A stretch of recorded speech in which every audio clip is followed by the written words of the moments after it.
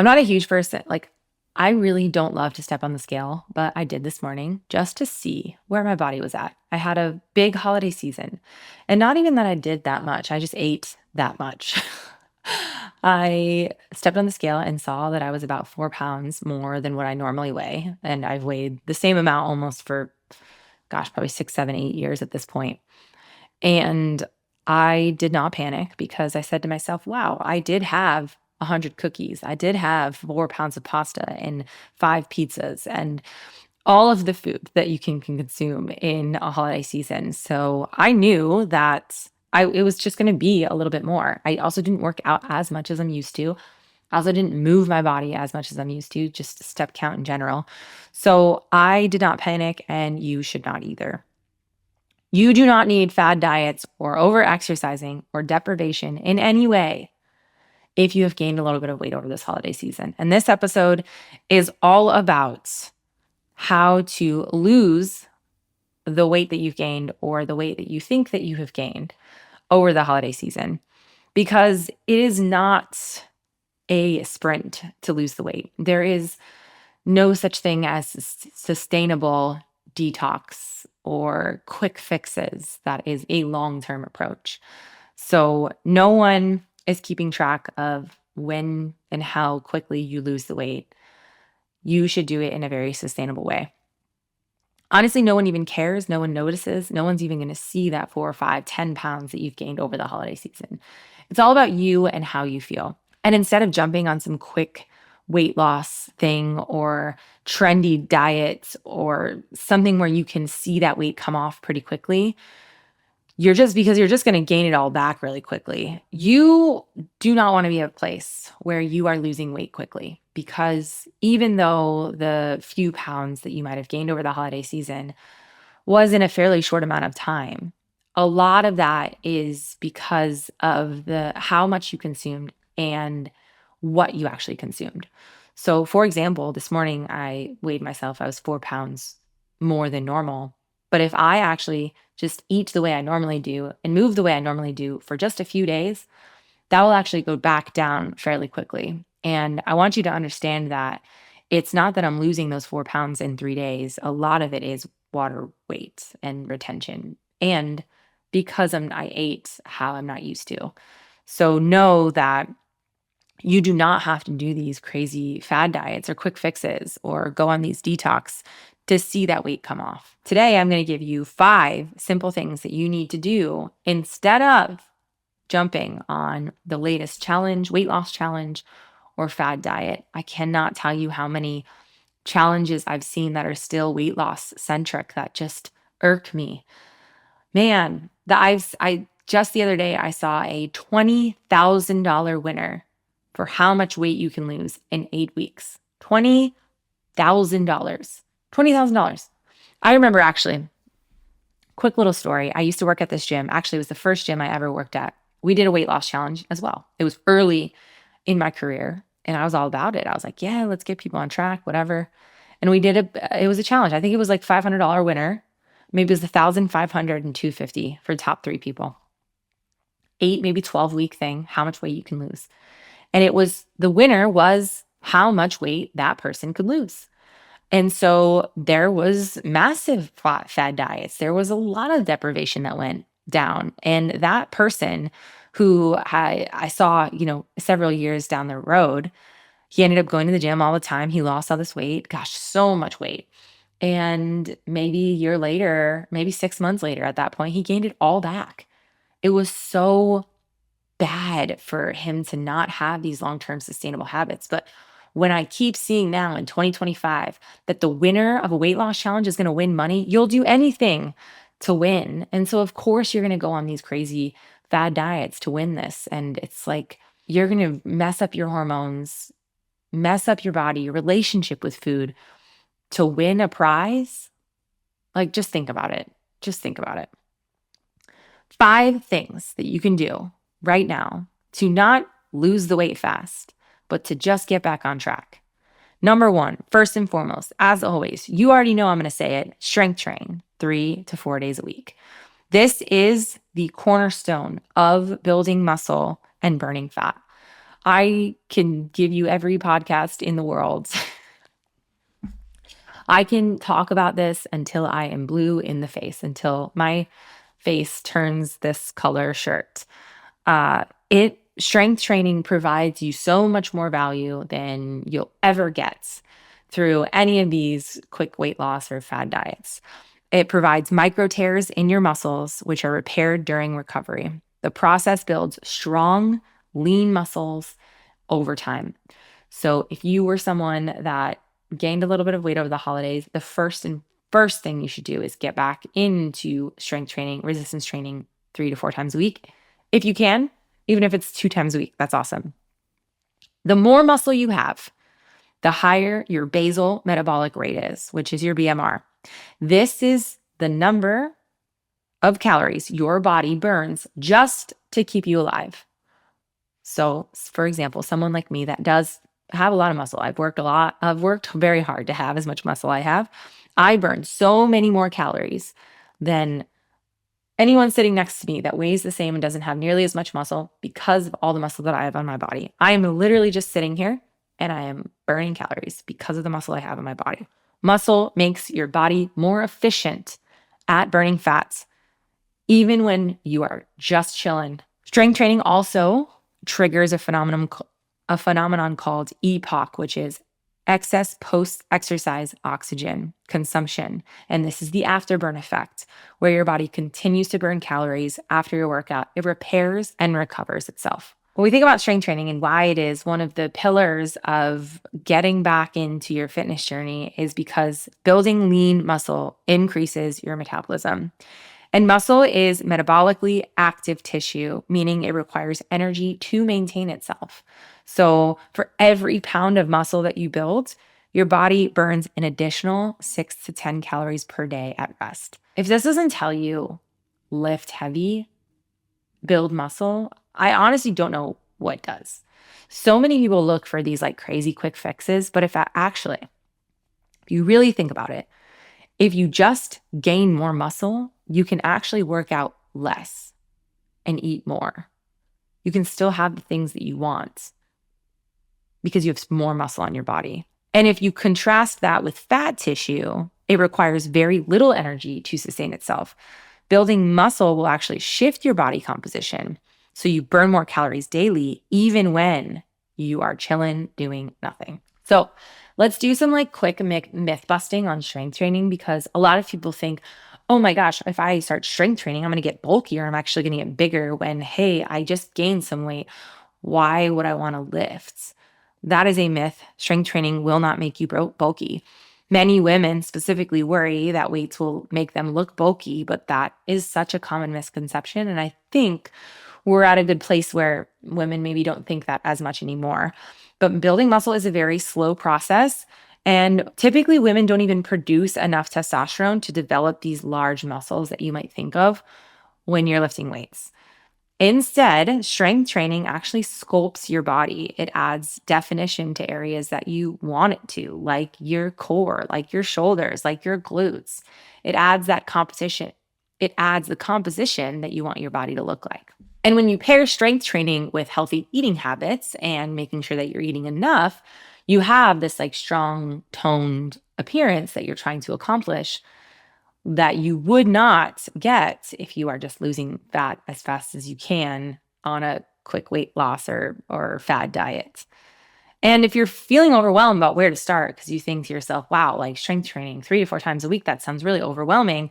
My workout app, Broads, is actually here to do that all for you. It's designed specifically for women who want to feel strong and confident without any confusion of, am I going to get bulky or what is actually happening here? We have options for home and gym, and you have a clear plan that fits within your lifestyle. So if you have minimal equipment or you have access to a full gym, Broads does that all for you. And really, we focus on progressive overload, which is getting stronger over time. You're increasing your challenge, and you're increasing the challenge in weights that you use or in time under tension, which helps you build muscles stronger and more safely and efficiently. Number 2, aim to hit 0.8 or 1 gram of protein per pound that you weigh. Now, this is a very basic equation for you to make sure that you're getting enough protein. However, that number may seem high for a lot of people because maybe they're looking to lose weight or maybe they don't eat nearly as much of protein a day to be able to hit that protein goal. For example, I eat about 150 grams of protein a day because I weigh around 145 pounds. But if I'm only eating 100, I'm not going to go straight into 150 because that would be protein overload. And I would never be able to feel good in my body while I'm doing that. So I would look at how much you're currently eating and maybe add 10% to that for a few weeks before you add a little bit more to get to that ideal gram of protein per body weight. Now, protein is composed of amino acids, which are your building blocks of your muscle tissue. And when you strength train, you're creating these small tears in your muscles, and protein helps repair and rebuild those. That's why protein is so important when it comes to gaining strength and muscle. And without adequate protein, your body can't effectively grow and repair those muscles. So this means that you're going to struggle to see any strength increase and to see any body recomposition. If we also look at the thermic effect of food, TEF, this is the energy that your body uses to digest and metabolize food. And protein has the highest thermic effect of food when it comes to the macronutrients of protein, carbs, and fats. And it requires 20 to 30% of its calories just to digest alone. So let's just say, for example, if you eat 100 calories of protein, your body will naturally burn about 20 to 30 calories just by processing that food, compared to carbs are about 5 to 10 calories and fat is about 0 to 3 calories. So you eat more protein and you can slightly boost your daily caloric burn without doing any extra. So remember, the more muscle you have, the more you're burning calories at rest. The more protein you eat, the more 20 to 30% of it is already burning itself because of the thermic effect. Also, protein is going to help actually lower your appetite. It's going to satisfy you and so that you're actually feeling fuller a lot longer. And this is because it slows down your digestion and helps stabilizes your blood sugar levels. It reduces your craving and the urge to snack all the time. And research shows that higher protein intake can naturally just help you eat fewer calories overall without feeling deprived. And so when you're looking at snacks or your meals throughout the day, make sure you're always looking at protein first when it comes to your consumption of food. And just some tips to help you hit your protein goal, because this is something I feel like a lot of people struggle with. Again, having your protein as your first thing that you source your meal from. So if we are just looking at protein in breakfast, lunch, and dinner, what is the protein in your breakfast? What is the protein in your lunch? And what is your protein at dinner? And work around that. It ensures that you're actually hitting the goal that you want to hit without overloading on other things. So again, you want a full balanced plate, but if we look at it with protein first, we can make sure that we are actually hitting those goals. You can also, this is something that I love to do and is super powerful for me, is making sure that each meal has about 30 to 40 grams of protein in it. Specifically breakfast. Breakfast is an easy one to add an extra scoop of protein to oats, yogurt, smoothies, chia seed pudding, something where you can just add another scoop, get an extra 20 to 25 grams. And I know that I'm starting my day with about 40 grams of protein. Also supplementing with protein powders. You know, I work with Legion. My code is the Tower Talk, and you can get 20% off your first order. And I highly recommend you supplementing with that once a day if it feels good to you. You can also just use half scoops if the full scoop is a little bit too much for you, if it doesn't sit that well for you. But mixing it in water is totally fine, but also smoothies and oats and stuff like that is great too. Number 3 tip is to stay hydrated. I know this is funny because my husband will come up to me and say, gosh, I have a headache, or I don't feel that well today. And I'll say, have you drank any water today? And he will say, no. But hydration is way more than just drinking water. It's about ensuring that your body has the fluid balance it needs to function optimally. And it honestly does impact your fat loss, digestion, and overall health. So please keep that in mind. So, when you're dehydrated, your body actually holds on to water and prevents fluid loss. And this can actually result to temporary water retention, leading to bloating and that puffy feeling. Drinking enough water signals to your body that it's safe to release the excess water. So, proper hydration supports your kidney function, helping flush out any toxins. And also, it reduces your inflammation. So, staying hydrated is key to regulate sodium levels in your body, reducing the risk of water retention caused by that high sodium diet.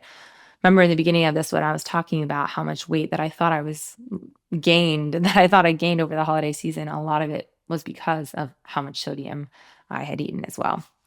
Staying hydrated also improves your digestion and energy levels. It really is essential for all digestion because it helps break down your food so your body can absorb nutrients. And without enough water, your digestive system does tend to slow down, potentially causing some constipation or bloating, which again, we're always looking at different ways to help mitigate inflammation and bloating. So, hydration is a huge way that you can mitigate this. Just some tips on how to stay hydrated. The number one thing you want to do is make sure that you are slightly increasing how much you're drinking currently. So, a really great rule of thought is take however much you weigh, put it in half, and that's how many ounces of water you should have a day, which is like, okay, 150 pounds or so, 75 ounces of water. But if you are someone that's only drinking 40 ounces, like you can't go from 40 to 75 really quick. So, taking small actionable steps to get to your goal, just like the protein consumption, would be a really great place to start. This also ensures that you are drinking enough, but also drinking more in a way that feels super sustainable for you. Also, you can absolutely add electrolytes, lemon, lime, soda water also counts. So do what works best for you. Personally, I like a liquid IV or an element or something in my water every once in a while to give me a little bit of electrolyte boost. But also, you can just add some lemon or lime or orange or cucumber. There's so many different ways to make your water a little less boring. Another huge thing, add a glass of water before anything else that you drink. So if you're a coffee drinker like myself, have 8 to 10 ounces of water before you have coffee. And also just carry a water bottle everywhere you go. I am the type of person that always has one. I need my purple water bottle everywhere I am. Number 4, setting a step goal. This is so valuable and so underlooked when you're talking about your fitness journey. I know that a lot of people have seen 10K steps a day, and that is the number that they're always trying to reach. But again, it has to work with what you're already doing and adding a little bit to it. So, for example, if you look at your health app in your phone and you see that you're moving 3,500 steps a day, let's bump that up. But how can we bump it up to like 1,000 average on a week more instead of, okay, I'm trying to hit 10K a day? We want to look at the average of it as a week, even on your protein, even on your water. What is the average of the entire week? Because every day is a little bit different, right? And the consistency is not all or nothing. It's all or something. How can we stick with it? So when we think about a step goal, we have to think about NEAT in this capacity. NEAT is non-exercise activity thermogenesis. It's a huge piece of your fitness journey. Again, very overlooked, very underrated. And this is something, if you're watching on YouTube, I'm a mover. I like to use my hands a lot. I'm Italian. And that is definitely calories that I'm burning throughout the day without actual physical activity. That is not actually physical exercise. This is fidgeting, cleaning, standing, walking up the stairs, just moving around throughout your day. And why does this matter? Workouts are essential for building muscle and cardiovascular health, but you actually spend so much more time throughout the day not in exercise. So increasing your NEAT throughout the day is a simple and sustainable way to burn more calories without putting more stress on your body. And so if we look at why step count is more effective than endless cardio, we are thinking of low stress, high reward. We have sustainable caloric burn. We're also preserving muscle mass, and it's accessible, right? All these things that are just so easy to do, rather than putting your body through these super intensive cardio or HIIT training sessions, where if you just walk an extra 3,000 steps a day, this can burn up to 150 calories, and it's much easier to fit in your day then adding another workout in, another cardio workout in, like just increase that step count. And I promise you're going to see some huge spikes in your overall fitness journey, your body recomposition, and how you feel based on the step count rather than adding in that extra workout. Okay, actionable steps, how to get more steps in. Walk during the calls. If I wasn't on YouTube right now doing this video, I would be walking while I was recording this podcast. Maybe not during the podcast because you'd probably hear my walking pad under my desk, but walk on any phone calls that you take. Take the stairs, obviously opt for the stairs instead of elevators or escalators. Park in the furthest parking spot to walk into the grocery store, and build it in your routine. Like, yeah, a 5-10 minute walk a couple times a day is a really great way to get in a little bit of chance to get outside the house, or, get in some outside and fresh air so that you feel good the rest of the day. And really, like when we think of the step count goal, it's about moving, not punishing. We're not punishing ourselves for not getting in the workout of the day or not having enough time to do XYZ. It's just about moving your body more. I was just talking to my friend's parents who are in their 70s, and his mom was like, yeah, I walk, for an hour or two a day. And she's just like, but I'm not working out. I just feel like not great. And I was like, an hour a day? That's incredible. Like, that's such a great place to start in your fitness journey at any age, but also so helpful to have that movement in your 70s. And your step goal is not about undoing what you ate or punishing yourself by any means. It's about incorporating movement into your daily life in a way that's going to feel good, natural, and sustainable, right? The word of this podcast is sustainable and long-term. And remember, progress is the goal, not perfection. It's never linear. It's never going to be 100%. It's never going to be all or nothing. We've got to do something. And the key is consistency, not obsessing over these exact numbers of, I have to hit 150 grams of protein. I have to hit 10,000 steps. It's, I have to move. I get to move. I get to eat great protein that's going to keep me full and satisfied longer throughout the day. Gosh, if we just shifted our thoughts from I have to do this or I should do this to I get to, how beautiful could you really make your day? Beautiful. Truly beautiful. Last and finally, eat foods that make you feel energized. This is going to reframe the way you think about food and forget using words like good or bad or healthy or unhealthy. This mindset is just going to create guilt. It's just going to make you feel shitty about yourself. So does this food give me more energy or leave me feeling drained?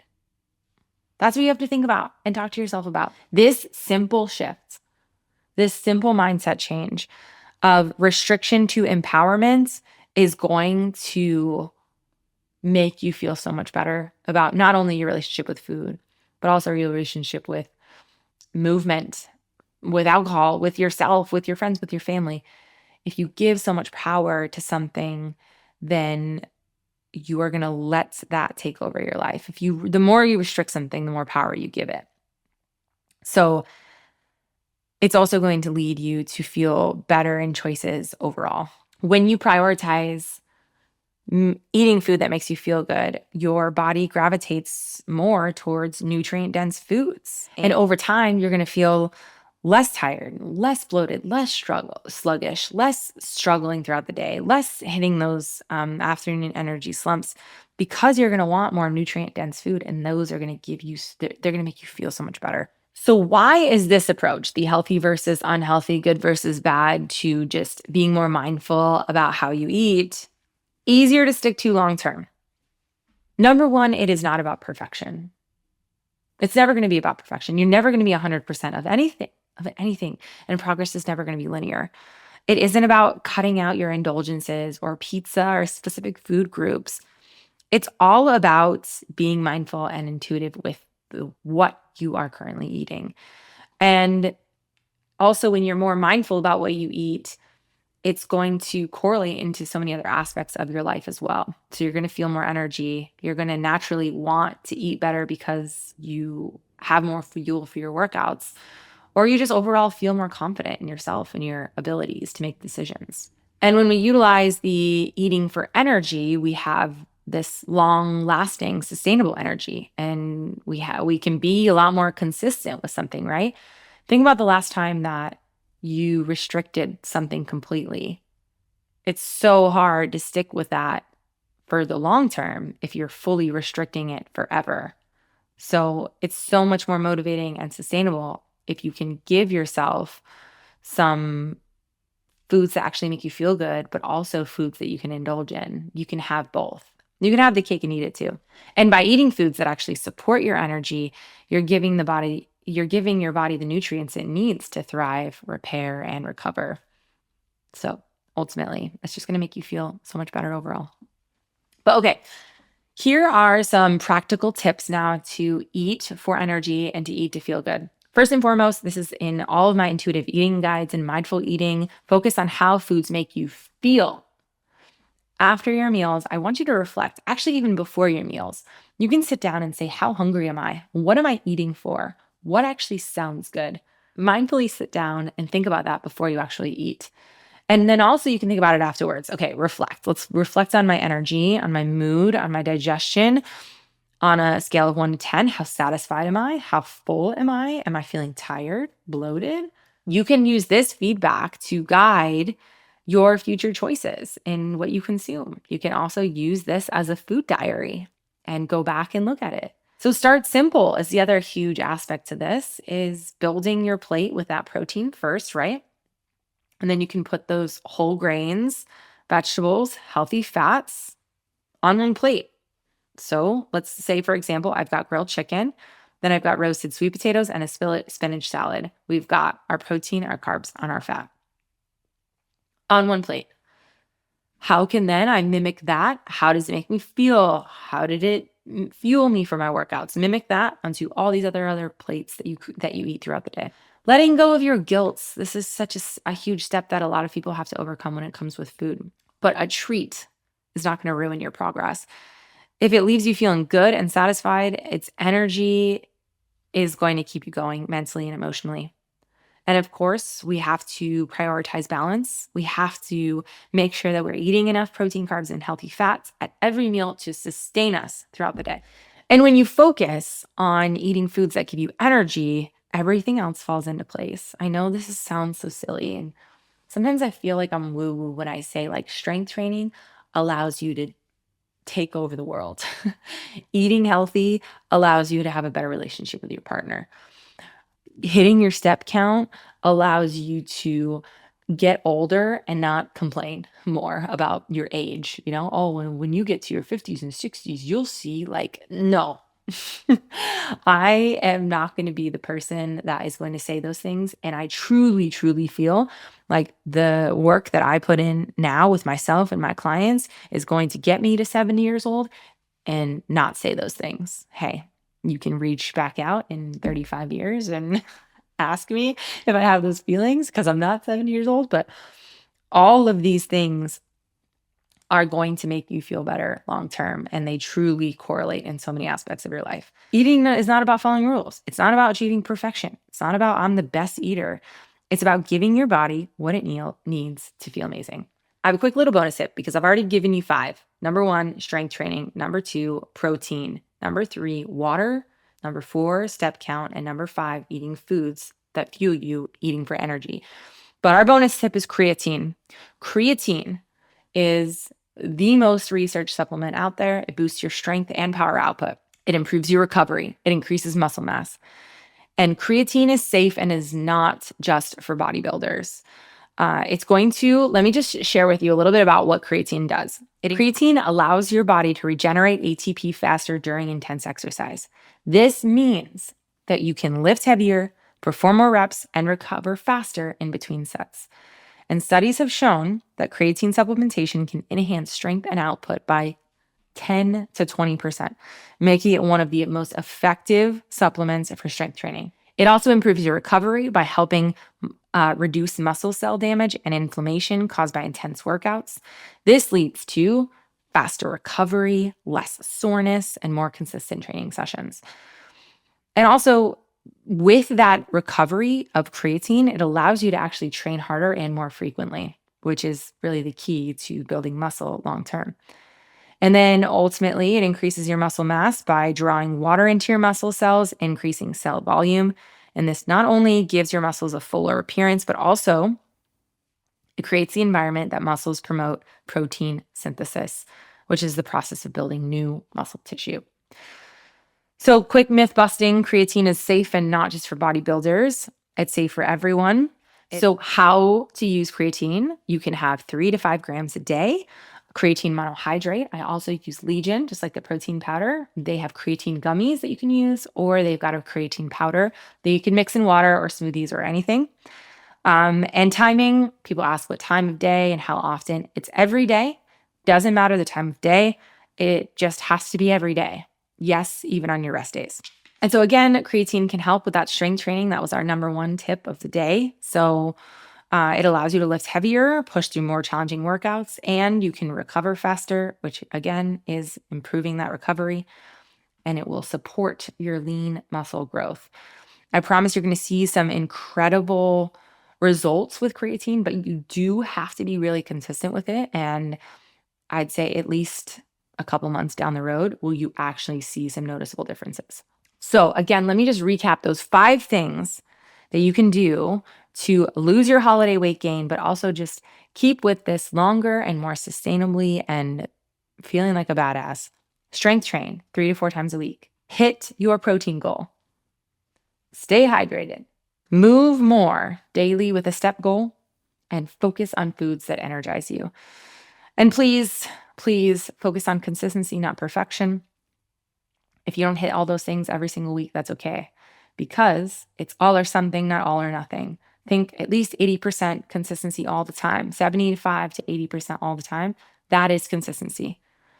And please also remember, gosh, should have said this in the beginning, but I'm saying it here. Your worth is not tied to how much you weigh, how much you bounce back after the holidays, your body at all. It is so much more internally and how you feel about yourself. So please take care of yourself after this holiday season and beyond. Happy New Year. And again, we have Broads. It's my fitness app. We are several months old at this point and helping women get stronger, more powerful, more mobile in and out of the gym. We've got 2 times, 3 times, 4 times a week frequency in home and the gym. Finding something that is sustainable for you is so key with longevity. And Broads is the way to do that. Don't just jump on the next program that's 5 or 6 times a week when you know it's not going to fit within your life. Find something that will. And I found it for you already. It's called Broads.